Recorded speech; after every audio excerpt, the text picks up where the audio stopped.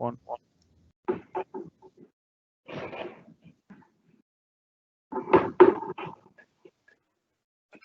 Good afternoon, everyone, and welcome to the live webinar to do with celebration of Black History Month. It's a first for us here at the Queen Elizabeth Hospital, and I feel honored and privileged to be able to chair it. I must apologize for the delay we have had up till now. As these things do happen, is certain technical details. We have a fantastic and impressive lineup of speakers, and in the course of this afternoon, going through the true spirit of what the Black History Month is about. I am sure that through their own personal experiences, we will be able to demonstrate a celebration of the Black History Month. The Black History Month, as everyone will be aware, originated in America, and it was essentially to be able to not only acknowledge, but to document the challenges, more importantly, the celebrations of achievements of Black people over the years. It's, again, for many years been celebrated in America, but more recently, it's been celebrated all over the world. It's celebrated in February in America, and in the UK, it is celebrated in October. So, without further ado, I will pass you on to Joe Baxter, the Chief Operating Officer and Executive Sponsor of our BAME network. Joe.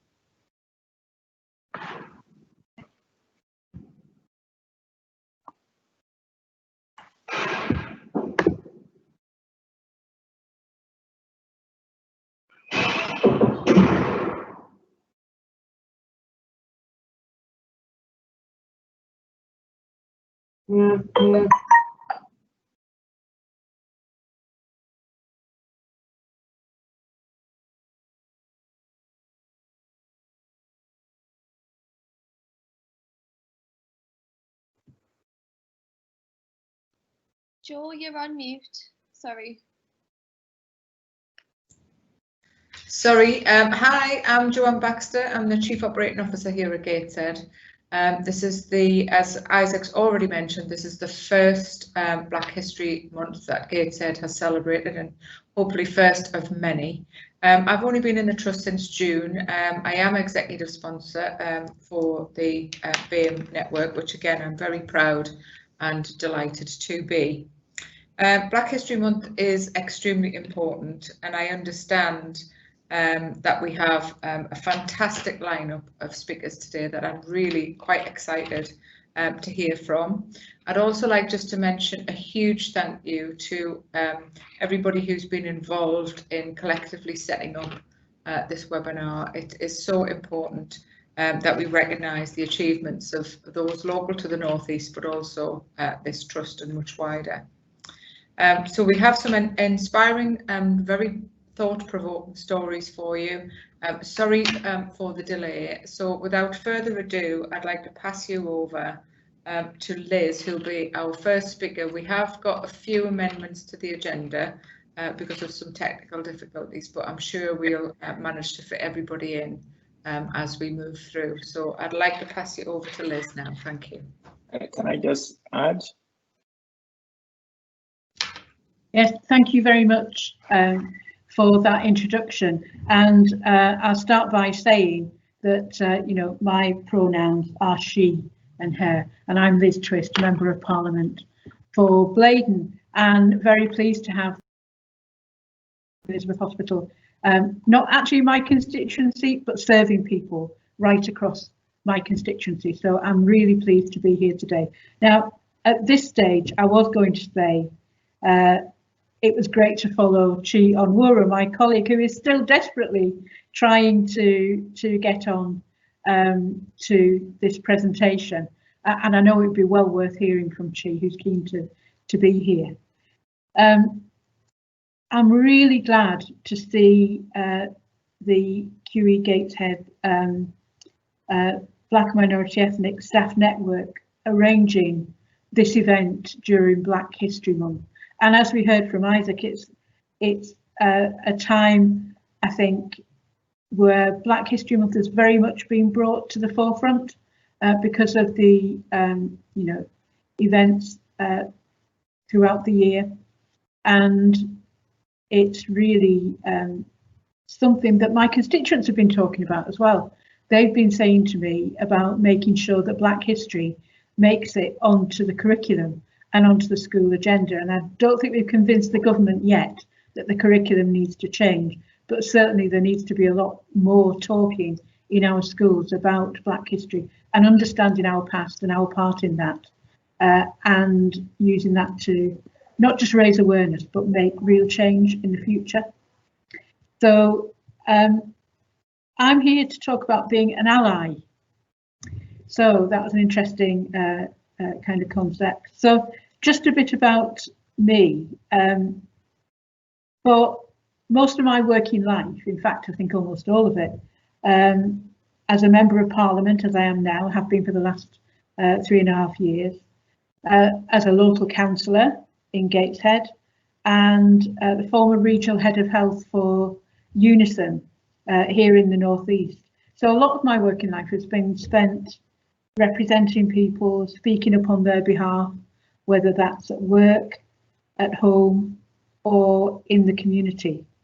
And I know that quite often people don't need me to speak for them. What they need is for their own voices to be heard. So an important part of my work right throughout all of those roles has been making sure that people are able to organise to do just that, to speak for themselves. And I'm so glad, as I said, that this seminar has been organised by you today, and that the QE Foundation Trust is facilitating and supporting the network and this event. So it's great to see that joint work, but what I would say as an ally is there's a lot more to do. We've got to do better than we are at present. And I know that I have a responsibility as an individual and as an MP to do all I can to address racial inequality. And I apologise for the printer going off in the background. I must do all I can to address racial inequality, but more than that, to give people a chance to have the best opportunities to progress and to, sorry, switched it off, to give people the chance to have the best opportunities to progress and to do well for themselves. It's a really sad fact that 2/3 of Black Britons believe that the NHS does less to protect their health than that of white people, according to a recent survey published in The Guardian. It's truly shocking to hear that 3 in 4 Black people do not believe their human rights in general are equally protected compared with white people, and that an overwhelming majority, 85%, do not believe that they would receive the same treatment from the police as their white counterparts. In this day and age, that's, you know, it's absolutely appalling to hear that is the situation and what people believe. And we've got to do better on this. We've got to get things right. My colleague Abena Opongasari highlighted this race disparity really well in yesterday's debate on Black History Month in the Chamber of the House of Commons. She said, when we look at many aspects of society, including the jewel in our national crown, the National Health Service, we see that Black, Asian and minority ethnic people are overly represented in the workforce, although sadly not at the top. They are far more likely to work in key worker roles, and those workers are more likely to be pressurised to work in dangerous circumstances. In the NHS, 63% of Black and minority ethnic doctors reported that they felt they've been pressured to work in wards with COVID patients, compared with 32% of their white counterparts. So this is where unions come in, and I'd like to speak from my own experience. Trade unions, whichever trade union it is, must take responsibility for proper representation of their members. And I know many of our trade unions in the North East and nationally do just that. But again, we've got to do more. I'm proud that my union, Unison, does a great deal to work with Black members, including Maria, who's very much at the centre of things in Unison, and continuously campaigns for equality in our public services and the wider community through things like our regional Black members self-organised group. And I want to say just a bit more about Maria, because I think, you know, I've known Maria a long time, both as her full-time officer and as a friend and a colleague. And I'm really glad to see Maria involved in this initiative. I know she does an absolutely fantastic job and really stands up well for her members. So I've no doubt that in your trust, Maria and the rest of you on the staff network will be doing all you can to work with the trust on these issues. Last week, I was really pleased to see very many Unison members wearing red to support and raise money for Show Racism, the Red Card. Unison does this important work, not just during Black History Month, but continuously, and that's something we should rightly expect from all of our unions, who must be at the forefront across all of the sectors in representing and organising Black members and fighting at work and in the wider community for equality of opportunity and equality of recognition of Black and minority ethnic members. I just want to say a little bit before I go on about the Union Learning Fund, and I'm very sorry about the bell, so that means there's some business changing in the house. So I was pleased to see this week I wrote to Gavin Williamson, the Education Secretary, urging him to reverse plans to axe the absolutely transformational Union Learning Fund, which has an incredibly positive impact on our public sector and provides people with the opportunity to take up education and skills training. It's equity in action, especially for Black, Asian, minority ethnic people. And I know the Trust has done a lot of work with the trade unions on this. So I think it's absolutely shocking that one way in which a lot of people can progress is being cut out. So I'm aware that my time is running out, and I should tell you that Chion Wura has just arrived in my office. So she will be able to speak to you shortly and in my place.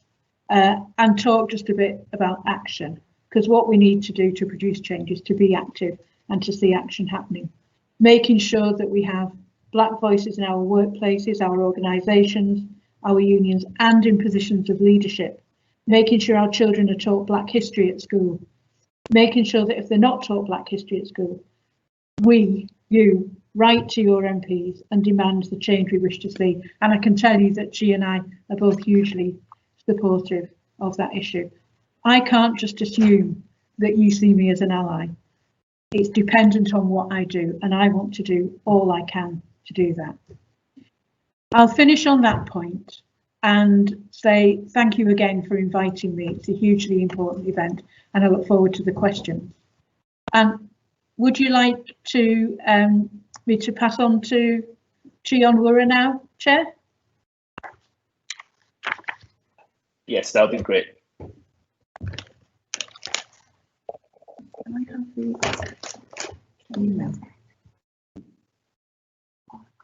Thank you so much for all the efforts to be able to make it.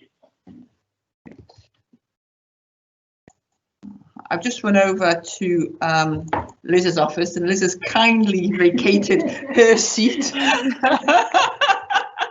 so that I can sit in it. Is that okay, Liz? Yes. Thanks very much. And just let me start. But I'm sorry for the confusion over the access. I just wanted to start by saying how much I appreciate being invited to speak. I think it is one of the really important things of Black History Month to give, if you like, to give the foreground to Black voices. And I really appreciate Liz for letting me speak, if you like, in her constituency, in her area, and also Gateshead Hospitals Trust for inviting me, and Isaac for introducing this event. I think it is important that Black voices speak to Black History Month, as well as our allies such as Liz. And it's, you know, I missed part of Liz's speech because I was running across Parliament, but the points that she was making about the importance of allies and support, and you know that we will not affect change without that. So I really appreciate that, and I also appreciate Joe as being an executive sponsor of the Trusts Black Network, because it's really important. Culture comes from the top, and it is really important that those signals are there as to how seriously an organisation takes Black History Month. And also, just sort of final introduction. So yeah, I also appreciate the fact that you've invited someone from across the other side of the water, you know. But I'm here down here in Parliament. Let me tell you, the North East stands together, and indeed the whole North, as you can, you know some of the things which are going on politically in regard to the response to COVID. So let me with that, sorry for the multiple introductions, but so yes, I'm Chion Mora, and I have what's the huge privilege of representing Newcastle upon Tyne Central, and that's the city I grew up in and the people I grew up with. And just also, you know, I want to say that right now in the middle of the COVID crisis, you as choosing to work for the NHS, you've all of you chosen to dedicate your life to making a difference, and what a fantastic difference it is that you have been able to make during this terrible pandemic. So can I just want to thank each and every one of you for your sacrifices that are keeping us all safe. As I said, I grew up in Newcastle on a North Kenton council estate, and I certainly experienced a lot of racism. And I want to say, you know, it was fortunate that it almost never came from the adults around me. You know, there's some adults that I met on Northumberland Street or whatever. But, you know, and my mother made it absolutely clear to me that I was everyone's equal.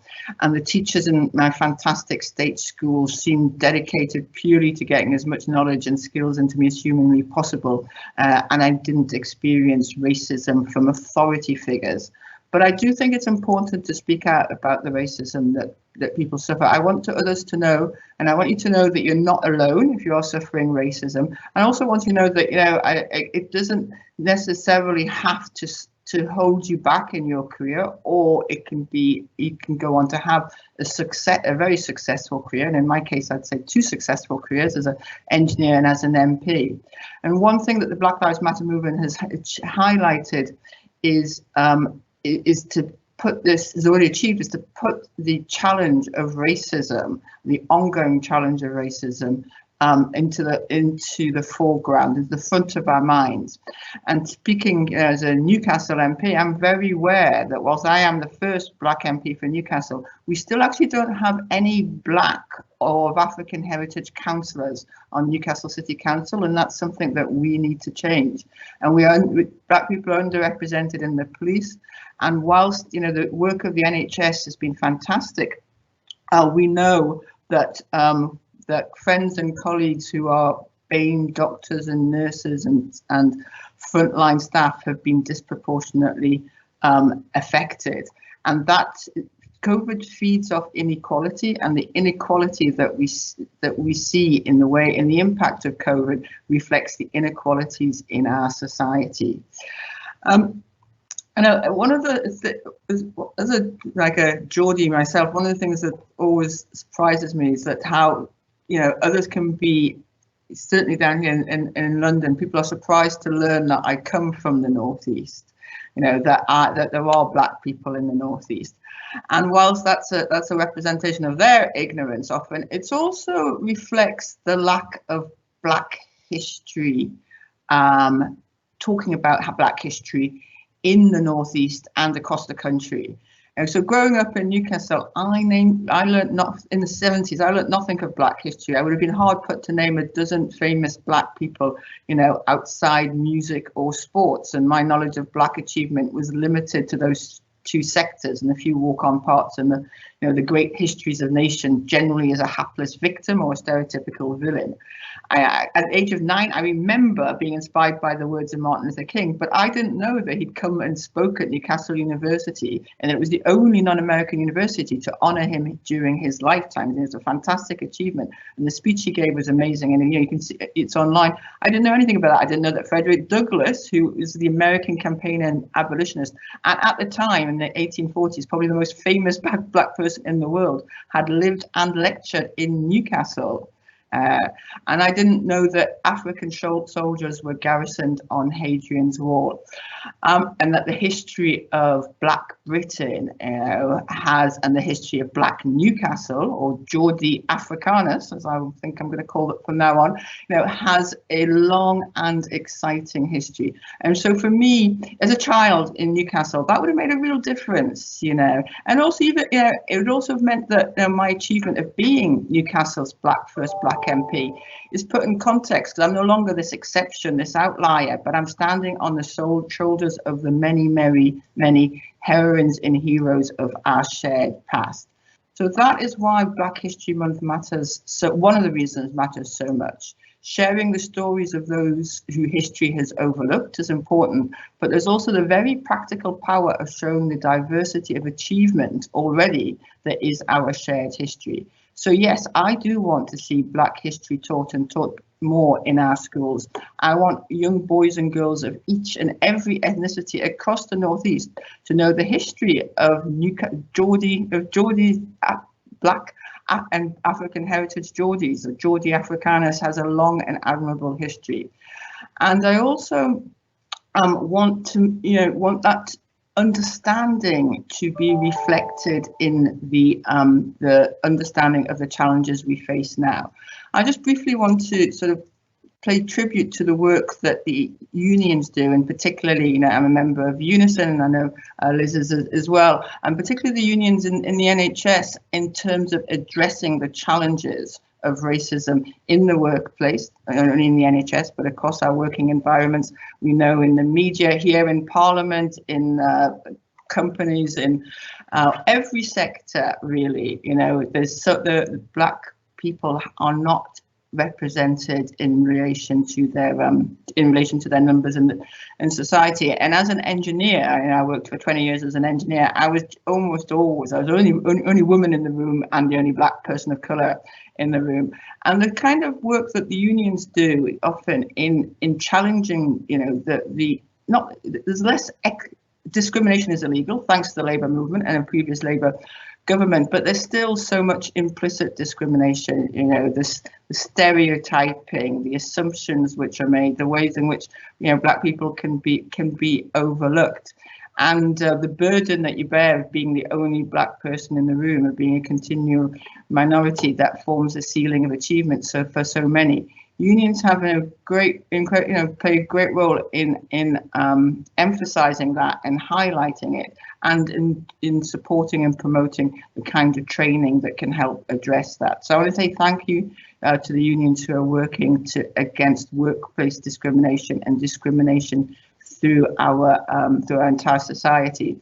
And I'm just say I'm also really angry actually still that 6 months into this pandemic, all we seem to know about its impact on Black and minority ethnic people is that we are 2 to 3 times more likely to die. Now, not where or why or how that happens.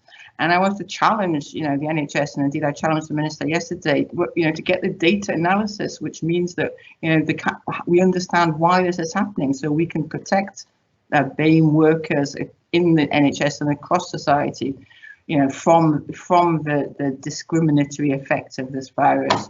So I suppose to close then, and I always feel I was really lucky growing up in Newcastle in the Northeast, because I benefited from a fantastic, state education. I benefited from it. Then we had proper available council housing. My mum had cancer. She She benefited from the, her life was saved from the NHS. So it was there were opportunities there for somebody who was growing up in a council estate like myself. And I always think I was the Socialist Republic of Newcastle. But at the same time, we have to recognise that the challenge of racism was there, as I experienced it, and whilst we've made amazing progress, and we've made amazing progress with the allies who've supported us, through that time, the challenge is still there. And in having Black History Month, having Black Lives Matter movement, changing culture, talking about it, there can be really difficult conversations. Those are some of the steps that we need to take in our journey to eradicate racism. And every Black History Month, I think that, we have so much to do, but we have so much determination to do it. And we are, I look forward to a time when everyone sees Black history as British history, and that includes my history as a Geordie, and I'm very proud of that. Thanks very much. Can we sit next to each other, or is there going to be questions? Yeah, thanks very much for that, Chi. If we could pass on to Tracy now, please. Thank you. Thank you. Hello, everyone. My name's Tracy Jolliffe. I'm honoured to be with you today, and my pronouns are she and her, because this is International Pronoun Day. And I was listening to Chi just now and thinking about the issues around, where we are present as Black people. And I'm really pleased to hear that there are Black people in the Northwest. And I'm phoning from Somerset, so I feel a little bit like an interloper. There are Black people here too. So we are everywhere. As my mother said, Black people are everywhere. Just because we don't go around in a crowd doesn't mean we're not there. And so there's something about our visibility and our voice and the choices that are open to us, that this whole conversation about Black history really opens up as a debate. And like no other year, this Black History Month has been particularly salient. And as has already been mentioned, when we think about COVID-19, laying bare the bones of inequality, and then the Black Lives Matter movement that happened in the pause, when the world paused, we can start to see that actually the questions that elicited for us all were questions about what do we want to stand for, who do we want to be, and what do we stand against. And that really galvanized the Black Lives Matter movement in taking to the streets and saying, we are saying no, enough to racism. So I just want to talk about, just for 10 minutes, and I will stick to my 10 minutes, around progressing inclusion through leadership within the NHS, because I'm the head of inclusive system development, and a lot of my career has been, I've been a social worker, I've been a consultant, I have worked in leadership development, and I've worked in the intersection between leadership development, inclusion, equity and justice. And I've been an activist since I realised I was Black, and I realised I was a woman at the age of 7 when my mother bought my brother a bike and didn't buy us girls a bike, and I said, this isn't fair. I didn't know what feminism meant, but I became a feminist that day. Okay, so I'm going to talk about NHS leadership, because as we all know, leadership is the biggest influencer of workplace culture. And in that context, those questions about what does NHS leadership stand for, what does it stand against, and what does leadership want to be in this space are really, really pertinent. So I'm going to talk about 3 points. I'm going to talk about, first of all, where change begins. What we know about racism is that racism kills people, whether it's George Floyd, whether it's disproportionate poor outcomes in the mental health system, whether it's people getting so stressed out at work and burnt out at work that it takes years off their lives. We know about those telomeres and, you know, it determining the length of our lives, and actually the weathering of racism, you know, takes years off people's lives. And those of us who've experienced racism knows what it feels like for that to be happening. But change around these issues through leadership starts with us. We have often talked about leadership in the NHS and looked outside of ourselves, pointing to something else, some plan or someone else. But until we all, as leaders at every level across the system, start to look inwards and ask ourselves the questions, what do I bring to the inclusion and racial justice table?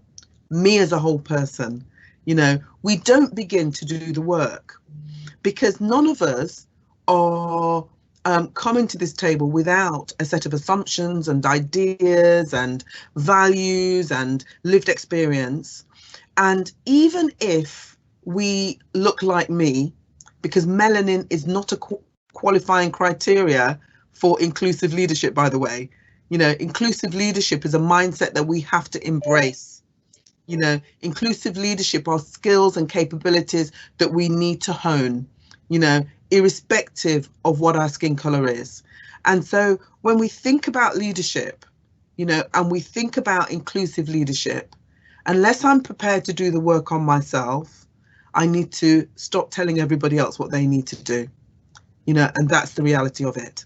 You know, if something is important to me, I will give time to it, to learn about it, to work with it, to do the intellectual work that is required. And that's about learning about Black history, learning about how racism works, learning about how it manifests in the workplace, and working with my colleagues to really understand what lived experience looks like and how I can use my leadership in that space to dismantle the architecture that keeps reproducing inequality year in, year out. So first of all, leadership starts here and change starts here. The second thing I want to talk about is around that piece about what do we bring to the table. And I just want to start by reading a quote. And this quote is from a really good book that if you haven't read it, it's worth a read. And it's by Ibram X. Kendi, and it's How to Be an Anti-Racist. At the beginning of his book, he quotes Audre Lorde, who says this: "We have all been programmed to respond to the human differences between us with fear and loathing, and to handle that difference in one of three ways: ignore it, and if that's not possible, copy it if we think it's dominant, or destroy it if we think it's subordinate. But we have no patterns for relating across our human differences as equals. To be an anti-racist is a radical choice in the face of this history, requiring a radical reorientation of our consciousness." So what that's saying is we have not been socialized into patterns that have taught us how to do this work of progressing racial equity and justice as leaders beyond this point. This is the work that we have to engage in together by putting one courageous step in front of the other and learning as we go. If we understand that fully, what we will realize is that the programming that we have all had through our socialization means that we're all doing our work. I am doing that work from a particular perspective of internalizing that racism, and I'm trying to purge myself of all of that internalized rubbish about people like me.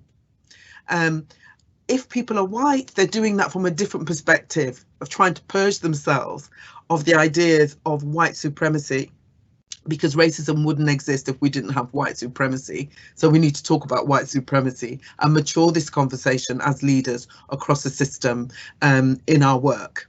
And so despite the fact that we're coming from different points, our destination should be the same, towards racial equity and justice. And because we have not experienced what that looks like in society, We have to create that vision and we have to carve out that reality, because we cannot leave this to our children to pick up the ball from where we are now, so that they're having the same conversations in the workplace at our age that we are having now. That's our mission as leaders within the NHS. And the last point that I want to make is about the fact that the world has changed over the last year and we're entering into a different space. And in that space, we realise that there are things that have not been written in our job descriptions that are absolutely critical for us as NHS leaders to pursue. Two things that come to mind in that are courage and truth-telling. Truth-telling in the sense that history has erased loads of voices, LGBT voices, Black voices, voices of women, voices of disabled people, working class people, I could go on. We need to pick up that history and start sifting through it to tell the truth, to tell an inclusive truth where everybody can see themselves as part of the journey of humanity and have dignity and poise and respect at the front end of what we seek to do, so that inclusion becomes the bedrock of our decision making as leaders within the NHS. And importantly, courage sits in there, because truth-telling requires us to have courage, whether we're speaking truth to power or whether we're speaking truth to those people who are our direct reports or our peers. So courage, we need to start writing that word into our job descriptions, because the kind of leadership that the NHS now needs is leadership that embraces courage to go forward and truth to go forward. And we can only do this work across our differences together. And finally, I just want to talk to those people who have, when we talk about racism and we talk about Black history, they may have coming to mind, swimming to the top of their consciousness, experiences of racism that have either happened to them or they have seen happen to others. And I want to say this, that if you are resisting racism right now in your workplace, you are on the right side of history. You are doing the right thing. You are taking a moral stance and you are taking a courageous stance. And if we are supporting people who are experiencing racism as allies, as Liz said, you are doing the right thing. Stand your ground. Stand your ground despite opposition, because it is a moral thing to do and the right thing to do, and you're not alone. So many of us have seen the marches, but the marches are not the movement. What happens now is the movement, and what happens next is truly down to us as NHS leaders. So let's progress towards racial equity and justice with vigour and determination and candour. Thank you.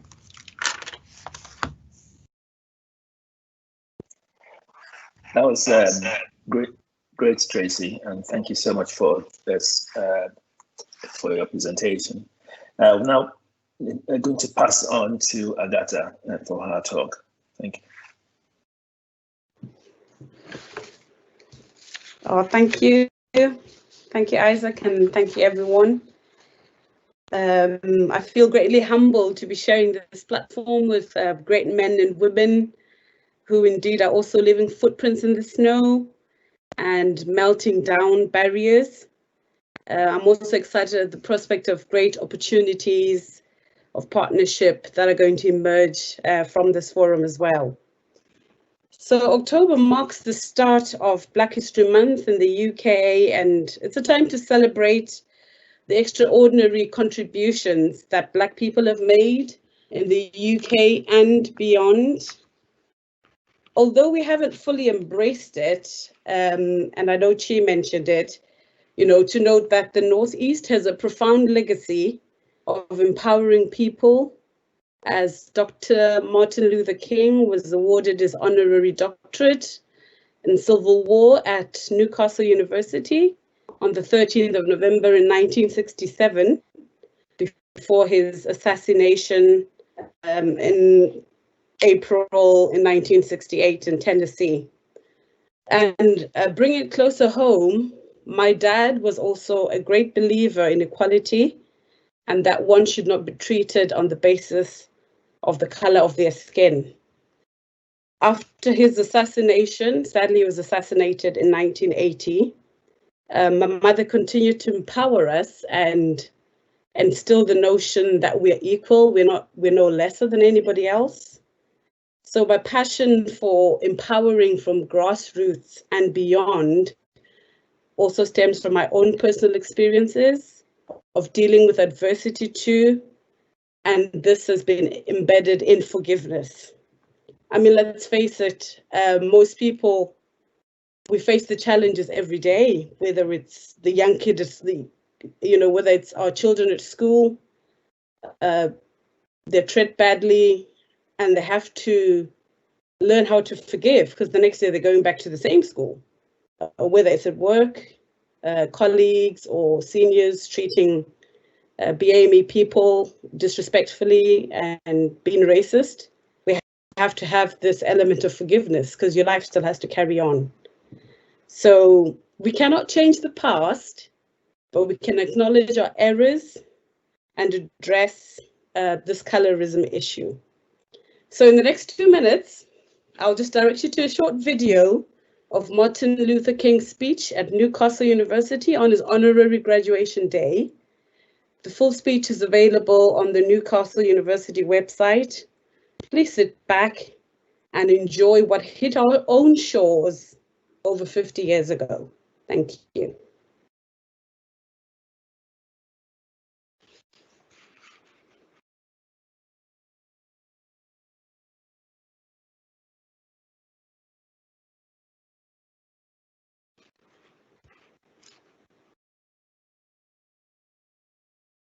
Great.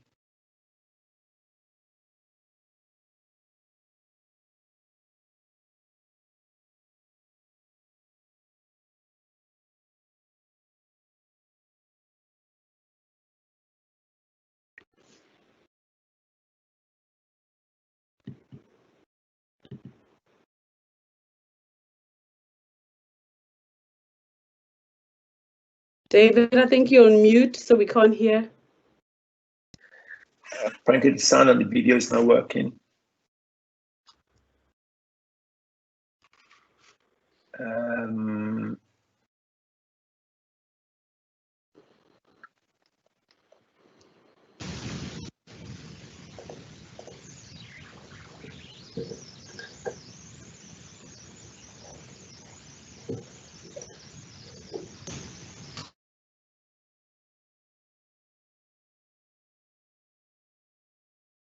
So is there no audio on that, sorry? There is. Sorry. It's not coming through. Okay, I'll see if I can share it. I'll share it from my screen and see if it'll work.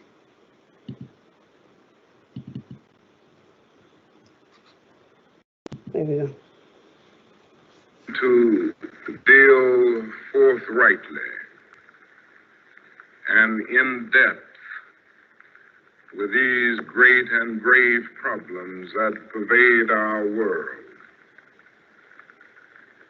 As you well to deal forthrightly and in depth with these great and grave problems that pervade our world.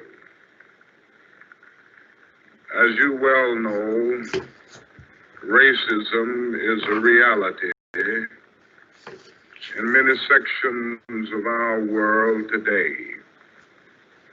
Racism is still the colored man's burden and the white man's shame. The world will never rise to its full moral or political or even social maturity until racism is totally eradicated. Racism is exactly what it says. It is a myth of the inferior race. It is a notion that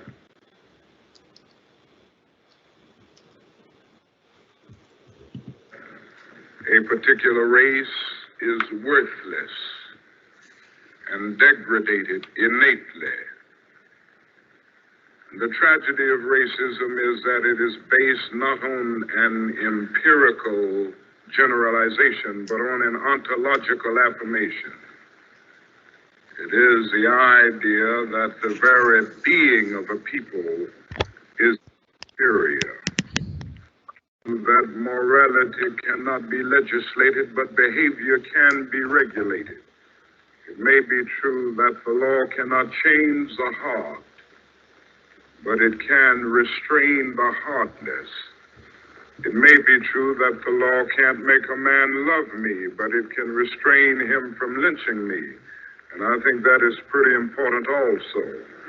And so while the law may not change the hearts of men, it does change the habits of men if it's vigorously enforced.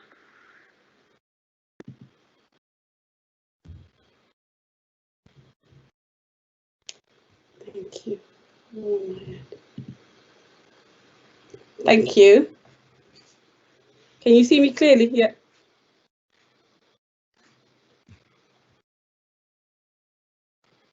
We Yes. can see Agatha.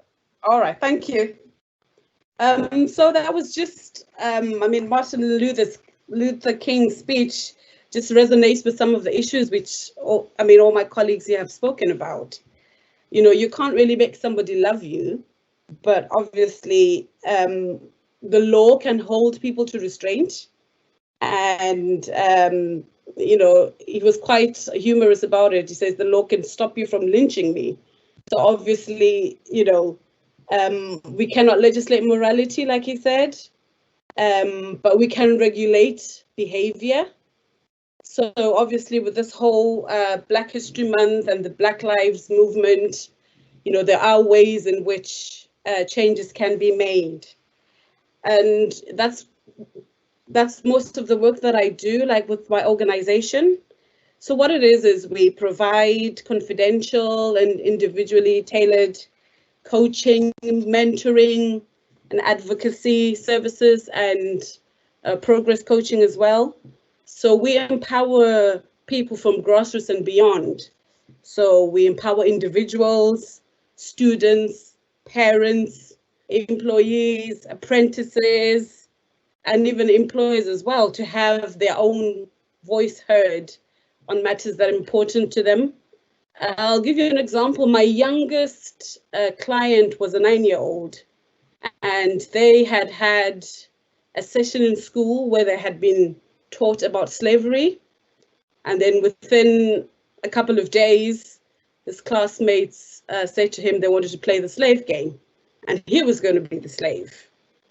So obviously, you know, this resonates with what our MPs were talking about, that it's not being taught right in the schools. And I'm looking forward to that day when our kids, when issues are taught in class, they don't feel different or they don't feel any lesser, you know, with issues like that being raised. So we've had issues again, people that I've worked with as well, where there's always inequalities. So it could even be a student nurse who's nearing completion of their studies, and there's just some inequalities that just take place. But I've learned and also I've heard other stories where their colleagues, whether they be white colleagues, would actually speak out on their behalf as well, you know, and make the change. So I believe together we can make the difference, and we can make the change that we all aspire to have. Obviously, Black migrations, and me being a Black immigrant myself, it brings about lots of new social realities and new challenges. So what we try and do with my organization as well is to empower people, whether they're working. African people are used to a subservient mentality where sometimes we're misunderstood. For example, in the workplace, if there's a meeting and you don't eyeball the person who's speaking to you, you could be thought to be very rude. But maybe culturally, because we're just used to respect people, you know, so if I look down on you, it doesn't mean I'm not paying attention.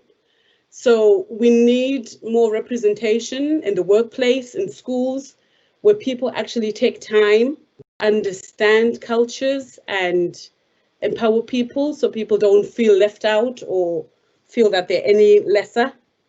And obviously, there's also been talked about like persistently imposed barriers to equal opportunities in education and working conditions, which is something we as an organization also work to address.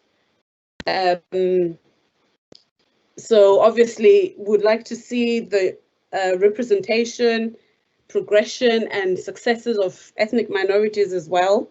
And there's obviously the national attainment gap that's linked to race and equality.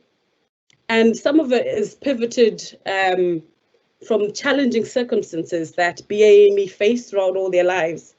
So if there are no real conversations being had about these issues, the change will come, but it will take time.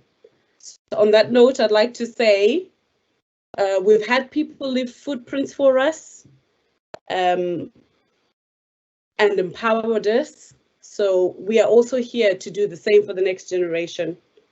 Thank you.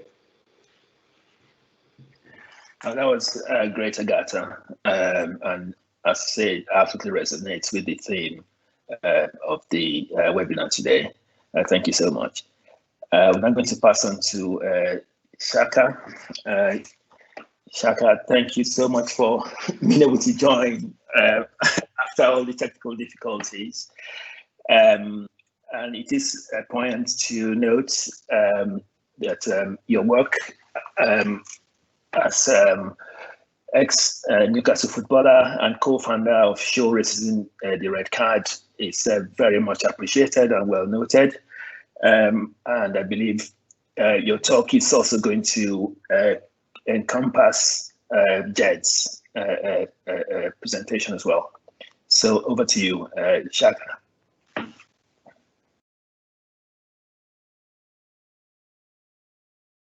Hi, Shaka. Would you be able to just unmute your microphone, please?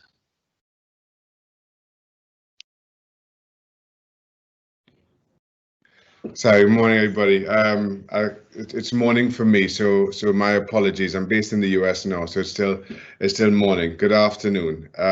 Apologies for the technical difficulties this morning, and apologies for Jed, Show Racism the Red Card CEO, who couldn't be here with us today.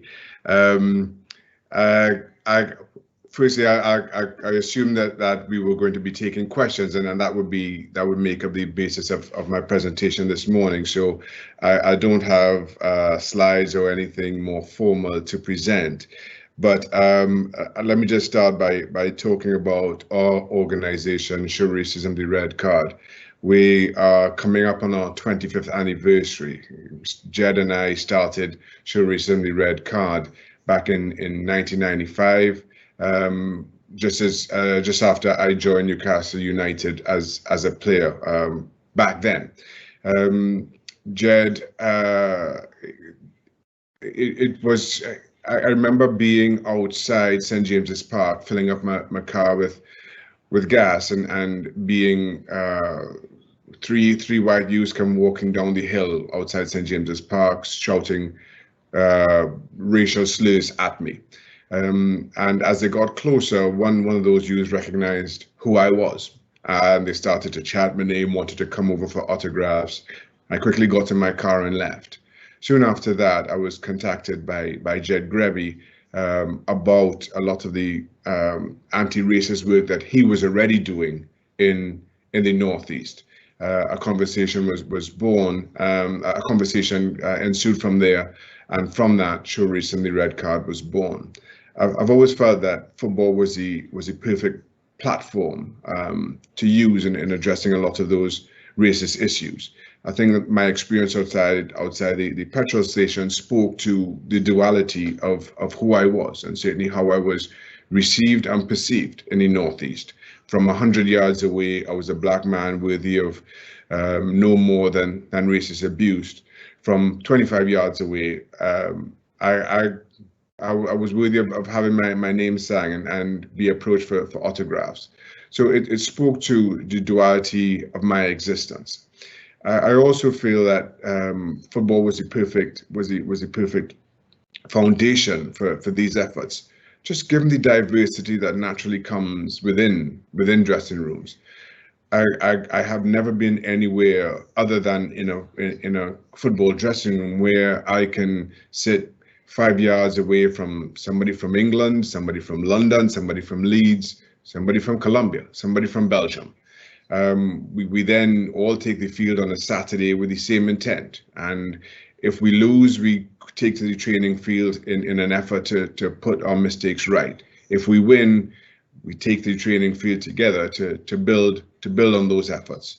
On a match day, I know, regardless of who's standing next to me, where they're from, our differences racially or culturally, I know that I can rely on everybody on that field to support me if I'm not having a good day. And if I'm having a great day, it's now my role to support those who aren't. I think that speaks to what we all believe about society, about who we are, and how we need to be in addressing these long-standing issues around race and correcting them. So I've always felt that Show Race and the Red Card and in using football was perfectly positioned to address these issues. Some 25 years later, we are now the largest education-based anti-racism charity in the United Kingdom. And I say that with a certain sense of paternal pride as to how far it's come. But I also have to recognize the work that has been done and continues to be done in schools around the country on our behalves. So I'd like to thank you all now for welcoming me into this forum to speak about my own experiences and hear some of yours. I was sent some questions. Are those going to be posed now, or do I just kind of read them off my phone and go from here? We will have a session for questions and answers, so we'll probably keep it for then. Okay. I totally understand. So sorry, I misunderstood the forum of today. What time are we going to be taking the questions? Are there any questions now that I can address? I'll hold on for the next few minutes. Okay, no problem. We've got a couple more speakers after you, and then we'll come back to you on that. No problem at all. Sorry, I know my technical difficulties have thrown things into a little bit of a disarray. It's quite all right. It's quite all right. Absolutely. Well, thanks so much for that. We will now, I understand that Prof. Dame Elizabeth Anyanwu will be able to join us, and really glad about that. And she is Emeritus Professor of Nursing at the University of West London. She was supposed to set up the first ever sickle cell thalassemia nurse counseling service based in Brent. But I will pass on over to her now to complete her background, and we can enjoy her talk.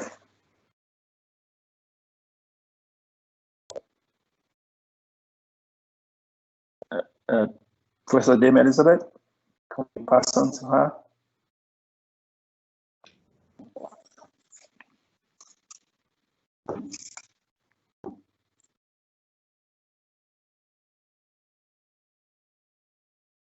For inviting me to join your event, and got such pleasurable memories of visiting the Northeast just before lockdown. So it's nice to reconnect again. I was asked to talk a little bit about my background, and I know you've had a very packed program, so I'm only going to speak for about 10 minutes. And what I wanted to talk about was how my own experience of overcoming difficulties in early childhood and achieving some of my dreams, and hopefully supporting a lot of people through that. So I'm now 73 years of age, and I was born in this country. So I know we often in Black History Month talk about, quite rightly, the Windrush generation and those that have migrated over to England and all their contributions. But I'm somebody that was actually born here, as I said, a long time ago. And I was the outcome of an affair of two students who were attending Cambridge University. One was white, one was black. So I'm mixed race. And in those days, particularly because my white mother never got married, my father was Nigerian, he went back to Nigeria. So there was a lot of stigma and shame for my mother, who dropped out of college. And she never wanted to give me up for adoption. She was fierce in her determination to try and make a home for me. So I never ever felt rejected by her. And I had a loving relationship with her until she died at age 77. So that's, I'm trying to pick up experiences that created a positive psychological impact for me, I think.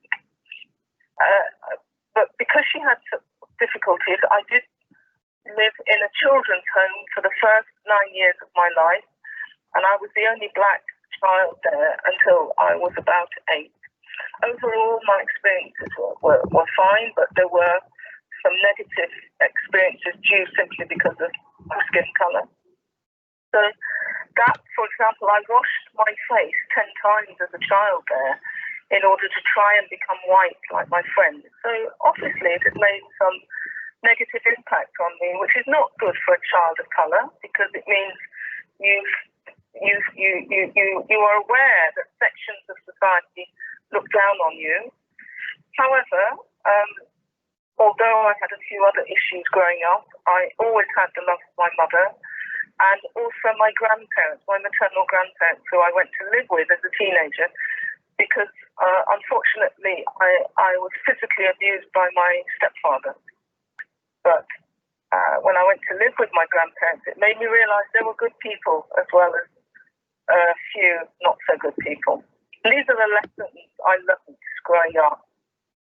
I always wanted to become a nurse from being in care and having a very good role model who looked after my eczema very well, who was a nun and was also a nurse.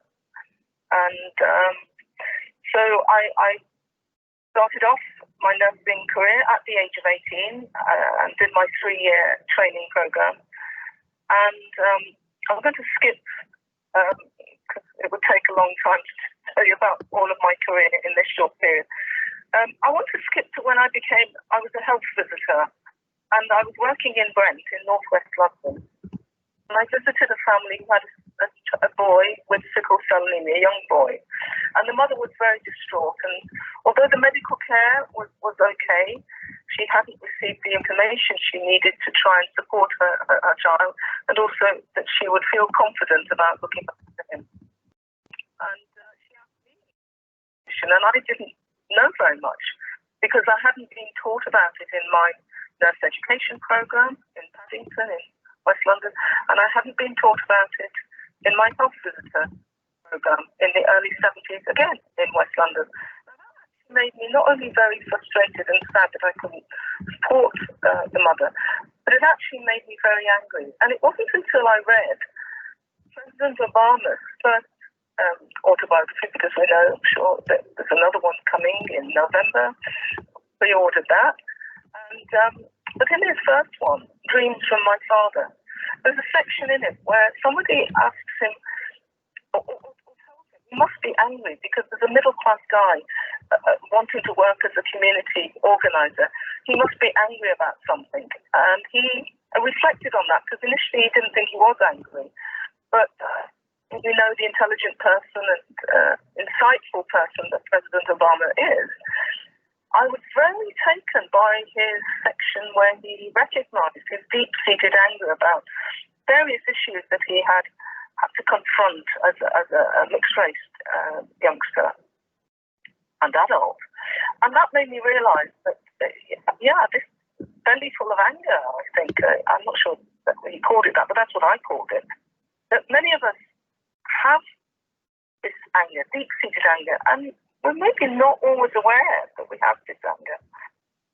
And it made me realize that I was lucky that even though I had this intense anger at injustice, at racism, how my mother had been treated, but I realized that anger creates energy, and that energy can be negative and it can eat you up and negatively affect your relationships and your career prospects. But anger, I think, also can be positive, and I feel that I use the positive energy created by anger to take me forward. So it gave me the energy to just deal with racist people that I came across. And it made me realize that in sickle cell, if I'm angry about this, well, what am I going to do about this? And I joined forces with other people, including an incredible consultant hematologist that I then worked for, called Dr. Misha Broshvik.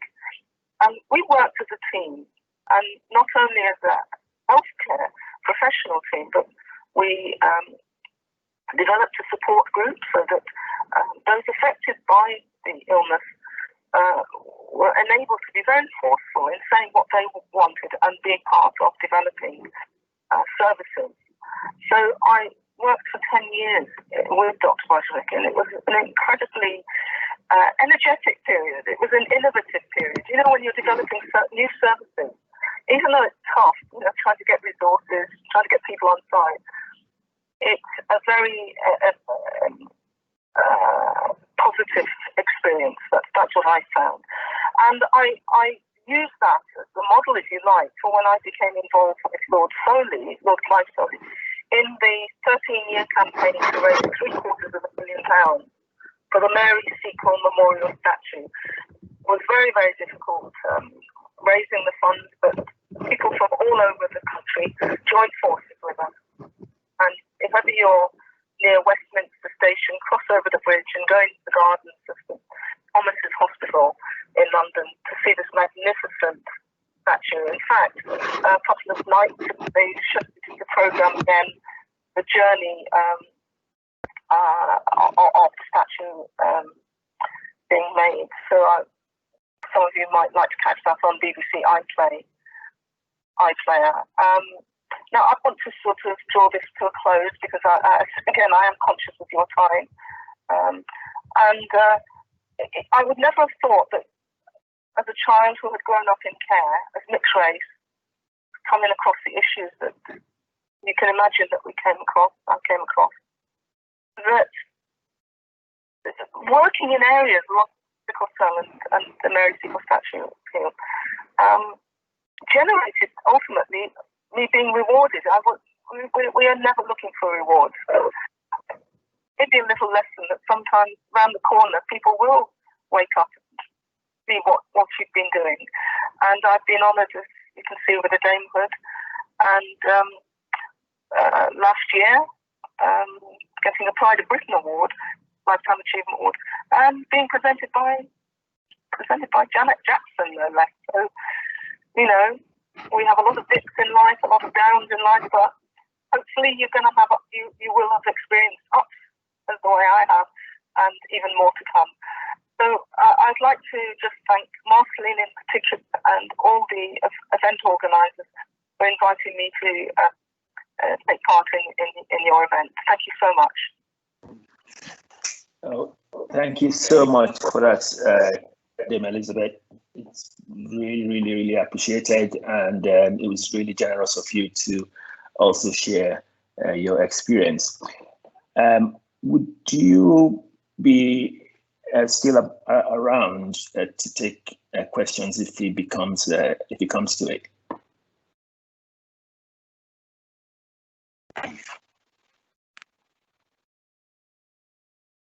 Okay.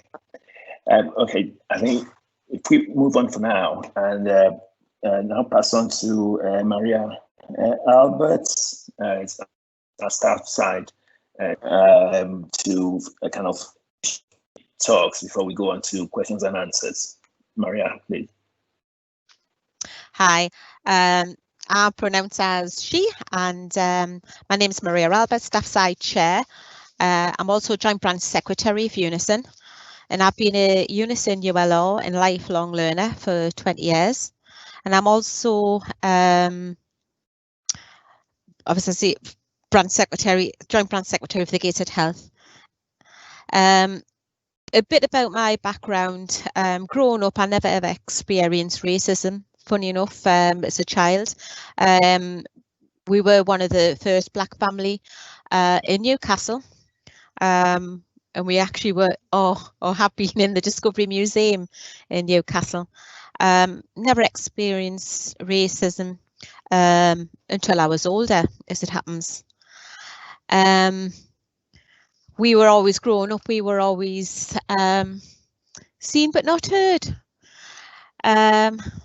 But had a very happy childhood growing up. My father worked in the shipyard. My mother was a nurse at Newcastle Hospital. Then she left there, and she then worked in Nazareth House, was just before Byker Bridge, as a paediatrics nurse in the children's home there. The whole purpose of this event for me is how we can encourage BME young people from schools and colleges and the community to train into the many jobs and roles within the NHS through apprenticeship schemes. Our statistics show that many BME people enter the trust on lower band jobs with the hope of moving up the ladder into higher paid jobs. But it saddens me that the government has signed and agreed behind closed doors to take away the Union Learning Fund. This is a valuable funding, has been for many years, and has helped to upskill so many people from band 1s to band 4 into higher band jobs. I myself have been fortunate to have had training and gain qualifications to a degree level. And with this, in my role as a Unison Learning Rep of 20 years, I have been proud, and I still am very, very proud to have helped and supported and nurtured so many people, giving them the confidence to achieve their goals and to get into higher paid jobs.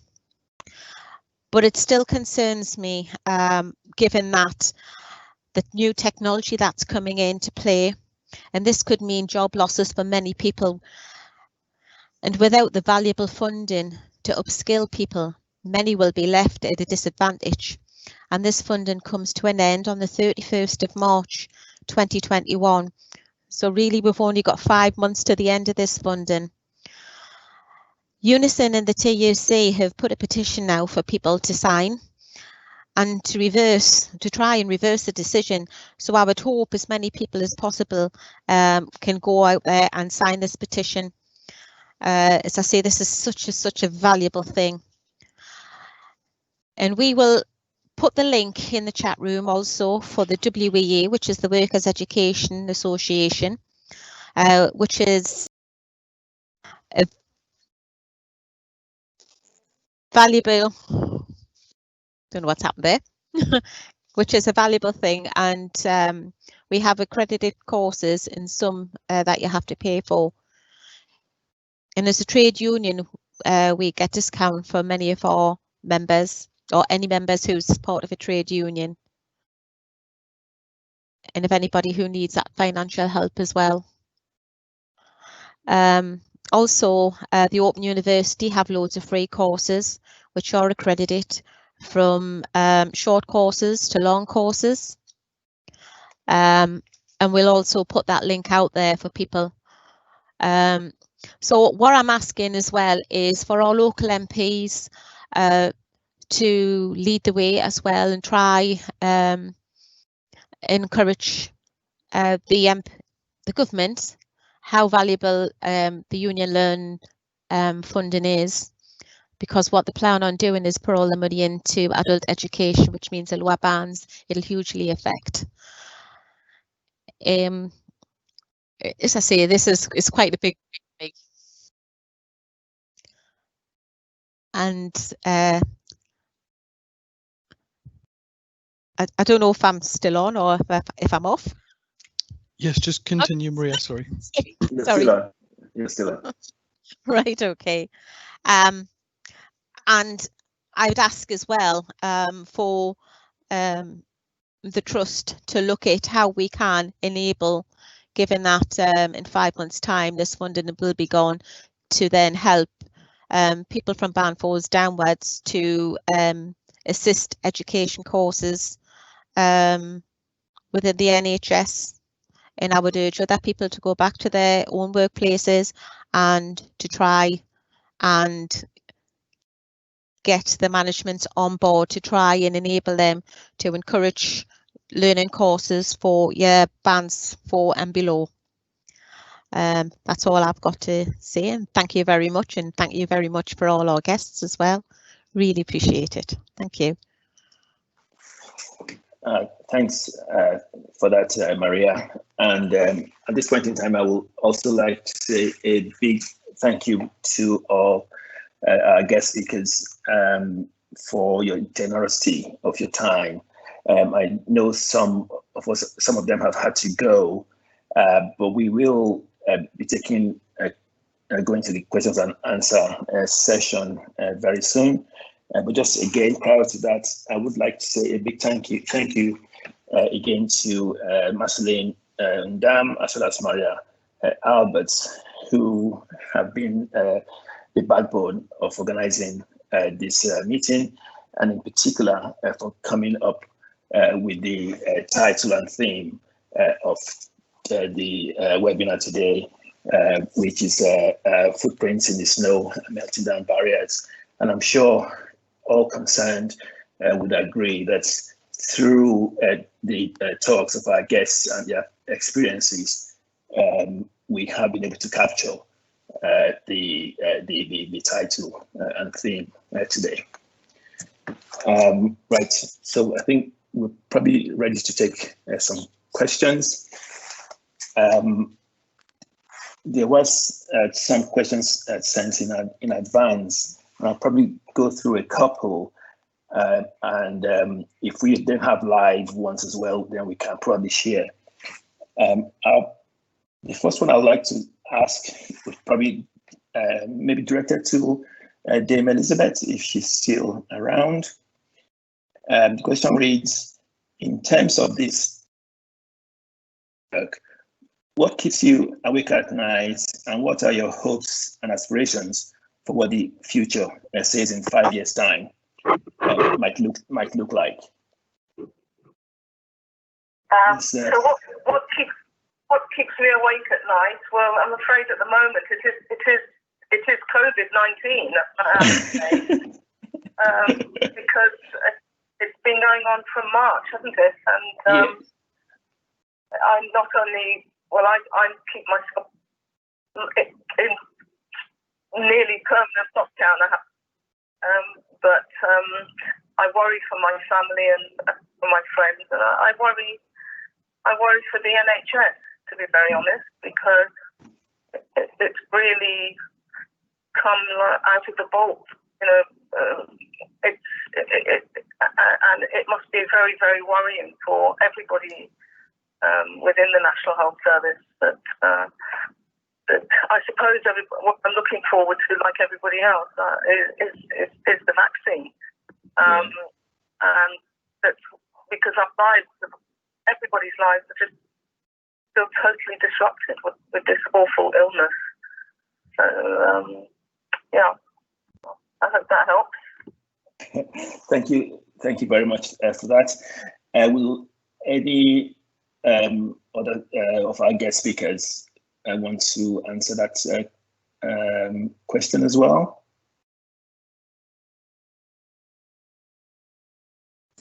Okay, I've got one here for you, Shaka. The question reads, we know that committees, panels, and reviews offer good optics in addressing an issue, but little tangible, effective, and timely change. What advice and guidance can you offer trust leaders to commit to action that reflects the ideals and values they promote? Is that to me, you said? Yeah, if you would. Certainly. Yeah. Listen, I think it's important that we have these conversations. Just in speaking about in footballing terms, I think it's important that as we saw with the Premier League do towards the back end of last season, some of it continues this season, and taking the knee before games, the Black Lives Matter patches on the arms. Those are important conversation starters, and I think we also have to encourage people in everyday walks of life to have some of these uncomfortable conversations that we continue to talk about, and those can prove to be good starters. But that can't be where the action ends. There has to be a meaningful follow-up. Again, sticking just in speaking of footballing terms, to me, it makes no sense that the Premier League has these actions if they aren't then prepared to advance the plights of Black players who want to get into management, or there isn't full and proper representation within the FA at board levels, or that the FA themselves aren't instructing clubs about their own diversity within their academies. Now, I don't think the FA could or should say to clubs that there are supposed to be a certain number of Black managers on the sidelines within the 92 pro clubs. But I think it's well within their power and remit to say that a certain level of diversity needs to be seen at the academy levels, at all levels outside of their head coaching jobs. And I think what you see from there is you'll then begin to see better diversity within boardrooms. I think the same is true regardless of the industry, regardless of the company or its size. It's important for companies to have those conversation starters, whether they come in the forms of posters above their coffee machine or your water machine in your break room, to have your employees have these conversations with each other, to understand some of the issues that surround many BAME employees. But then as a company, you also have to have that representation at the highest levels of your C-suites, of your boardroom, of middle management. If you aren't doing that, then your efforts in simply starting conversations would be seen as hollow, and they don't advance equality any. They may start conversations, but they don't address the underlying issues in terms of a continued inequality in today's society. Thanks so much for that, Shaka. That's extremely useful. Tracy, I saw you nodding your head. Was there anything more you wanted to add to that? Just to re-emphasize the fact that there are lots of conversations that our organizations haven't even had yet in this space. You know, we need to have a conversation about what racial trauma is. You know, we need to have a conversation about what the cost of weathering your staff is when we don't address issues of racial injustice. We need to have conversations about how racism negatively impacts not just Black people, but white people too. We need to understand what the financial cost is of us perpetuating racism year in, year out, month in, month out, week in, week out. we need to understand what the cost of that is to our society, because I think that there are a lot of myths perpetuated in this space, and you know, our leadership does have an opportunity to turn this around. And there's also something about, oftentimes we give away our power because we don't work collectively in order to drive change through a united voice and make sure that our leadership, wherever we find ourselves, counts in this space. So it's a delight to hear about Show Racism the Red Card. That's absolutely an example of unity, unified voices saying no. And we need to learn how to protest and say no effectively. So I'll just add that. Okay, that's fantastic, Tracy. Thank you so much for that. I think there's another question which I think might be directed at Agatha. The question reads, how can we encourage our staff to speak up?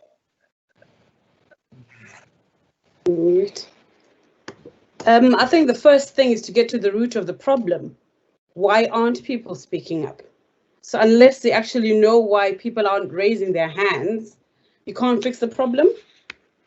And what is it that's holding people from voicing their opinions? Sometimes an outsider's point of view could be the answer. That's what my organization does as well. So like initiating buddy programs and flash mentoring that drives successful employee engagement. Yeah. And we're also offering confidential services where employees can speak to us without fear of reprisal and backlash, because sometimes those are some of the reasons why people don't speak out. And then on the other hand as well, maybe it is the employee that is actually struggling to have their voice heard. And I mean, you can contact us, and we obviously offer progress coaching to empower you to have your own voice and be heard. Sometimes it's just a simple thing like formulating an email. We could talk you through, you know, to get those conversations going. But sometimes when you're in the situation, you're stuck, you don't even know where to start. So an outsider's perspective can help. And also from management point of view, stop waiting for people to come to you, go to the people and, you know, go and ask them yourself, ask the questions instead of saying they are not speaking out. Ask the questions, go to the people.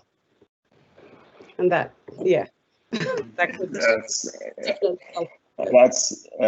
absolutely spot on, Agatha.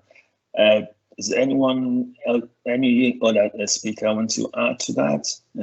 Any additional comments? Okay, that's great. Just looking, I think another question that's coming through live. Just give me 2 seconds to bring it up.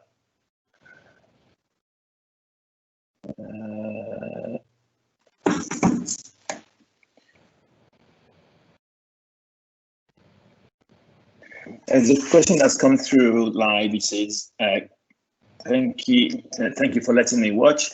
Can the trust advise on the practical steps the staff can take if they are witness to or victim of racist behavior? Joe, would you be able to take that on? Yeah, happy to. Okay. Okay. There's lots of ways that staff can raise these issues within the trust. There's firstly with the line managers, absolutely. Through the BAME network, through the Freedom to Speak Up guardians across the organisation. I would encourage that to happen massively. Obviously, I'm the executive sponsor for the BAME network as well. I'm very happy to hear from staff directly if that's something that they felt comfortable with doing. Obviously, Marceline is very high profile across the organisation. Everybody knows who she is. She's doing a sterling job and would be happy to say there are multiple routes for people to speak up if they either witness or victims themselves of racial abuse. It will not be tolerated in the organisation. Okay. That's great, Jo. Thank you so much for that. I think probably one final question, and then to round up. And I think this was directed to Tracy. And again, says it reads, what advice and guidance can you offer our line managers, in brackets, who have incredibly busy jobs, bracket close, to understand more cultural awareness and promote the importance of this work with their teams? That's a really good question. I think that it's quite telling, isn't it, that around our notion that line managers have really busy jobs, as if inclusion is something additional to our job, when it should be integral to how we work. And I think that therein lies a clue. So there's when I was in the Leadership Academy a few years ago, we created an initiative called Building Leadership for Inclusion. And what it basically said was there are 3 strategic aims that we are seeking for our leaders to fulfill. One of them is to raise the level of ambition on inclusion. The second one is to quicken the pace of change towards inclusion. And the third one is to ensure that our leaders are equipped to achieve and leave a lasting legacy of inclusion. And as we are doing our day job, if we are asking ourselves the question, how in doing what I'm doing, am I raising the level of ambition on inclusion?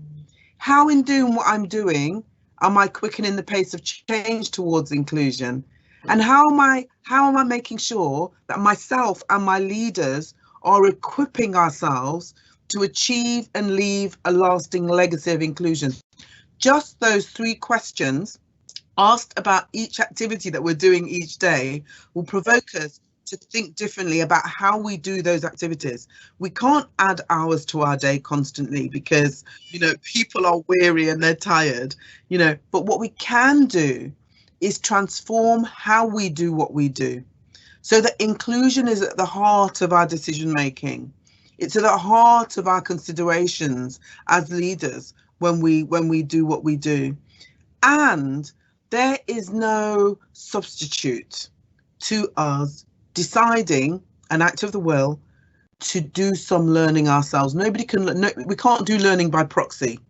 We have to attend to our own intellectual development, our own emotional development, and actually our own, and I'm making up this term, racial intelligence, that we need to grow in this space, because nobody can do that on our behalf. We can't outsource our integrity and we can't outsource our own learning. So at some point we've got to pick up a book, you know, we've got to get Audible downloaded onto our phones, which is what I do, you know, because I do a lot of cooking, so I listen to knowledge on the phone. We've got to find ways of doing this. We've got to engage in those conversations. None of this can be avoided, because if we avoid it, we avoid growth. And so as leaders, we need to get creative and think about how can we be advancing inclusion, diversity and racial justice as we do what we do in our day job. It's quite possible. We just need a bit of creativity on top of that. That's great, Tracy, and absolutely spot on with your response. I think we'll probably close up on the questions and answers now because of time. I will be passing on to Jo Baxter for conclusion and end of session. But before doing that, just to quickly say a big thank you as well to Yvonne Austin, Chief Executive, who really has been very supportive and very high on her agenda with regards to equality, inclusion and diversity, and overall supporting such meetings such as this one. Also to say a big thank you to Ebony and David for technical support. And lastly, on my behalf, a big thank you to all our guests again for the generosity of your time. I'll pass on to Joe.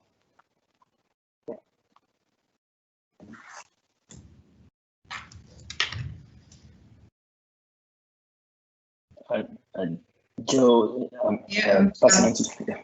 I'm just waiting to go live, I think. Okay. I just have to say a huge thank you again to everybody who's taken the time out to be part of this webinar today.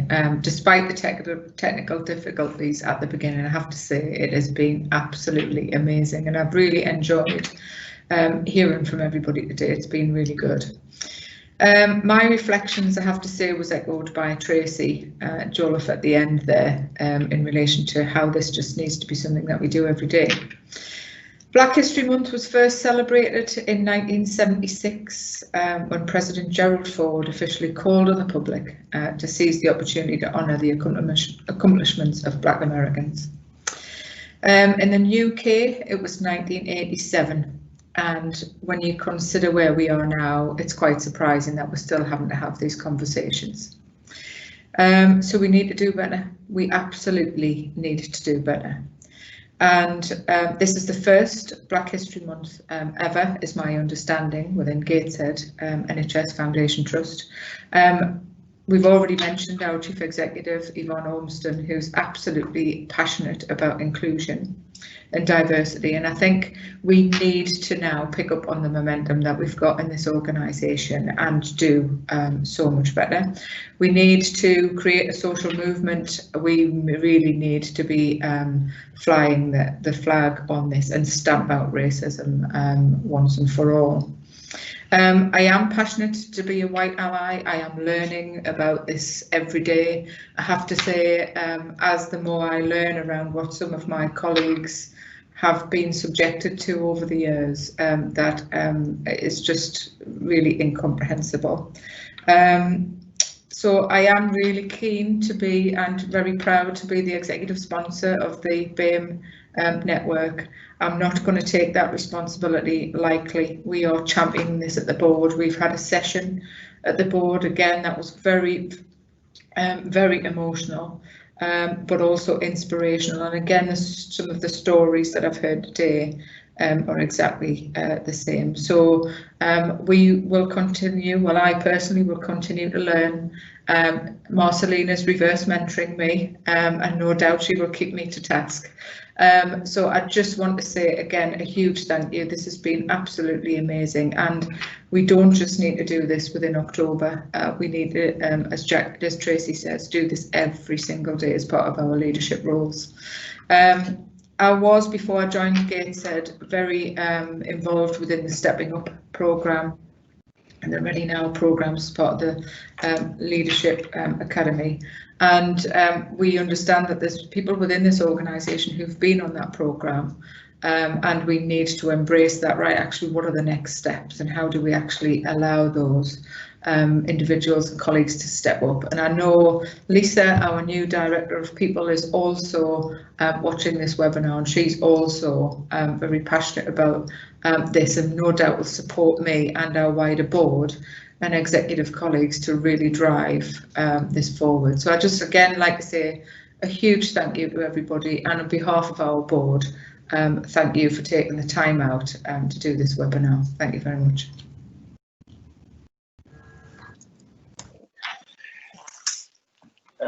Okay, I think that will now conclude this webinar, and thanks to everyone who's managed to join within and from outside, and thank you once again. Goodbye.